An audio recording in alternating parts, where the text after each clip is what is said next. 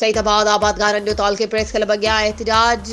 कुंभ लीमा regulator मां निकिरंदड़ Jamali minor ऐं खथीरो minor में ज़रई पाणी आबपाशी खाते ज़िले मटियारी पारां अथरादू खोट ॼाणाए गुज़िरियल 1 महीने खां लगातार ज़रई पाणी बंद करण ख़िलाफ़ एहतजाज। आबादगार गुलाम नबी काका, अजीज मेमन, सलीम हिंगोरो, SUP ज़िले मटियारी जे सदर गुलाम मुस्तफ़ा रिंद जी अॻवानी में प्रेस क्लब पहुची विया।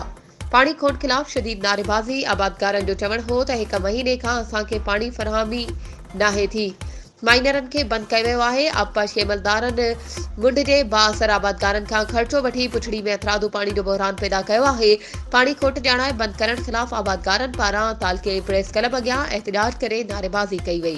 वधीक ख़बरुनि ऐं अपडेट्स जे लाइ असांजे चैनल खे सब्सक्राइब कयो ऐं हा, बेल आइकन खे प्रेस करणु न विसारिजो त जीअं असांजी हर नई अचण वारी वीडियो तव्हां ताईं पहुची